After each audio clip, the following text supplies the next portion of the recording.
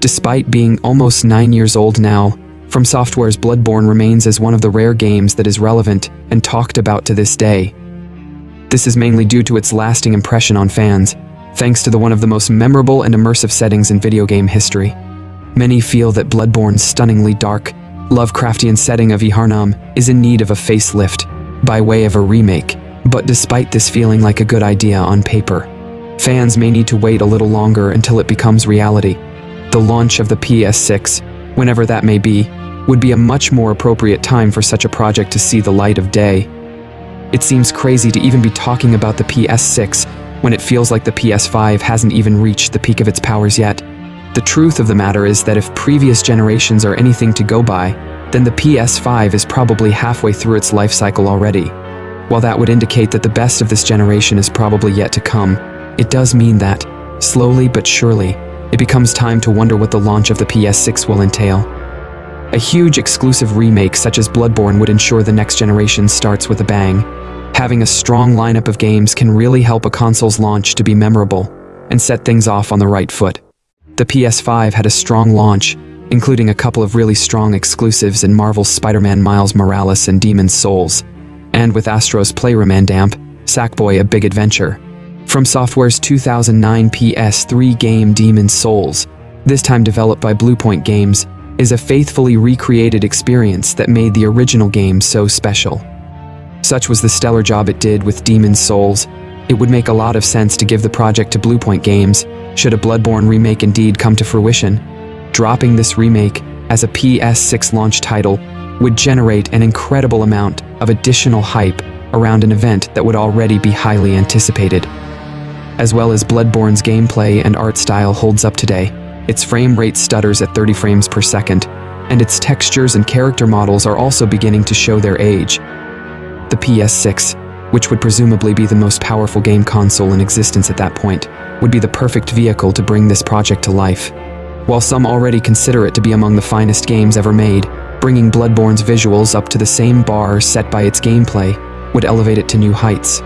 While fans can probably expect the PS6 to launch sometime around 2028, for many this will feel like too long of a wait for new Bloodborne content. I definitely will recommend a Bloodborne remake from Bluepoint as a PlayStation 6 launch title, similar to the PlayStation 5 launch title Demon's Souls remake, to relive Yharnam and the seminal experience of Bloodborne. A company that was originally established to support French and British farmers, Ubisoft is now one of the biggest video game publishers and developers in the entire world, being home to almost 50 individual studios and over 20,000 employees. While a lot of Ubisoft's original developers have naturally moved on from the company, many of their original studios still remain today, and Ubisoft Montpellier is one of those. Established in the mid to 1990s, Ubisoft Montpellier, which was originally known as UBI Pictures, has been responsible for some of the best games in Ubisoft's long history, and that includes the recently released Prince of Persia: The Lost Crown. But Ubisoft Montpellier's impressive track record dates much further back than Prince of Persia: The Lost Crown, with the studio being responsible for the creation of Beyond Good and Evil, and more importantly, the Rayman franchise. A fifth-generation 2D platformer with outstanding animations and a vibrant art style, Rayman became an immediate hit upon its 1995 release, but the franchise's best days are long behind it. But if Prince of Persia: The Lost Crown is teaching the video game industry anything, it's that even forgotten franchises can have a comeback. The Rayman franchise has undergone more than its fair share of reinventions since its debut in 1995. As I mentioned, Rayman made his debut in a 2D side-scrolling platformer, but despite this being a major selling point of the first, Rayman would make the monumental shift to 3D with just its second entry, which released in 1999.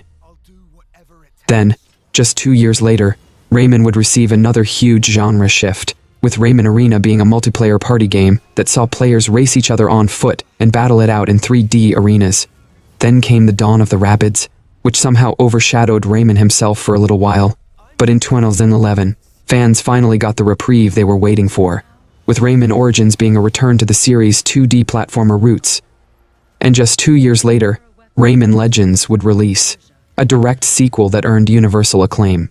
But that was almost 11 years ago now, and the Rayman franchise hasn't seen much more than an underwhelming flash-in-the-pan mobile game, or the DLC for Mario Rabbids Sparks of Hope.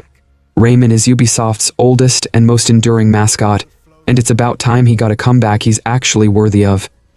It might be time for Rayman to make another big leap, and Prince of Persia: The Lost Crown seems to be the perfect evidence for that.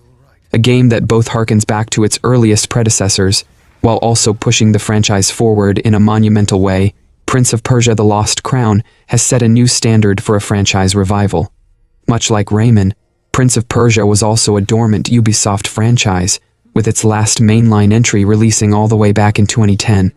But The Lost Crown has breathed new life into the series by doing something bold and genuinely innovative. It's obviously easier said than done, but Rayman could have a similar revival. While it wouldn't necessarily need to become a Metroidvania like Prince of Persia, a new Rayman game could make some kind of innovative leap forward for the series while retaining its original 2D roots. To be fair, many fans would also just love a fully fledged sequel to Rayman Legends, with it still being regarded as one of the best platformers in history. Prince of Persia is one of my favorite worlds of all time, and I need that to make a comeback in the style of the Sands of Time games. Similarly, I would like the resurrection of Rayman as a 2D platformer alongside with it.